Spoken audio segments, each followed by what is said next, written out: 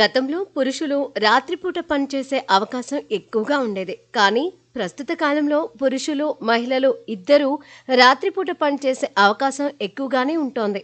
ముఖ్యంగా ఆసుపత్రులు, security, IT వంటి రంగాలలో మహిళలు రాత్రిపూట పనిచేసే అవకాశం ఎక్కువగా ఉంది. అయితే యూకేలో నిర్వహించిన ఒక రీసెర్చ్లో రాత్రిపూట పనిచేసే అవకాశం మహిళల ఆరోగ్యంపై తీవ్ర ప్రభావం చూపుతోందని వెల్లడైంది. 24 గంటలు పనిచేసే ఆఫీసుల్లో నైట్ డ్యూటీ కూడా ఉంటుంది.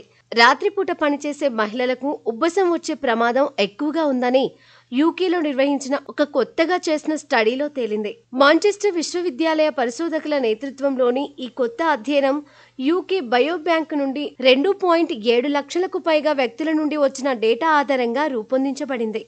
నైట్ షిఫ్టులలో పనిచేసే మహిళలు ఆస్తమాకు ఎక్కువగా గురవుతారని ఈ అధ్యయనం హెచ్చరిస్తుంది.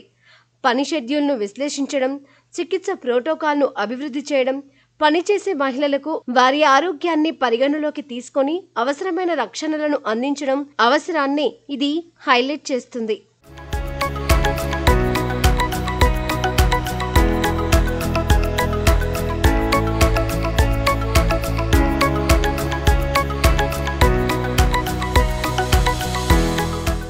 నైట్ టైం ఓటీ చేసే వాళ్ళు, రాత్రిపూట పనిచేసే వాళ్ళు 5.3% మందికి ఉబ్బసం ఉన్నట్లుగా కన్ఫర్మ్ అయింది.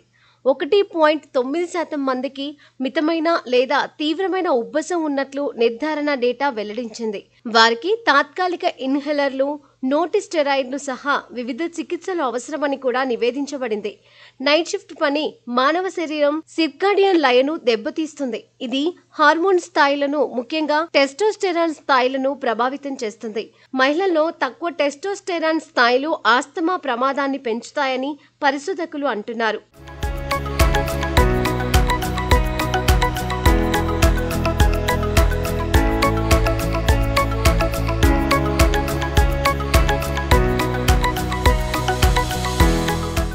అధ్యయనం కోసం పరిశోధకులు మహిళలను 3 గ్రూపులుగా వర్గీకరించారు. వీరిలో పగటిపూట మాత్రమే పనిచేసే మహిళలు, రాత్రిపూట మాత్రమే పనిచేసే మహిళలు, పగలు, రాత్రి 2 షిఫ్టులలో పనిచేసే మహిళలు ఉన్నారు. రాత్రి షిఫ్ట్ ఉద్యోగులకు మితమైన లేదా తీవ్రమైన ఆస్తమా వచ్చే అవకాశం 50% ఎక్కువగా ఉన్నట్లు కనుగొనబడింది. ముఖ్యంగా ఈ సమస్య పురుషులలో కనుగొనబడలేదు. లింగాల మధ్య సహజ శారీరక వ్యత్యాసాలు ఆస్తమా ప్రమాదంపై భిన్నమైన ప్రభావాలను చూపుతాయని ఈ అధ్యయనం సూచిస్తుంది.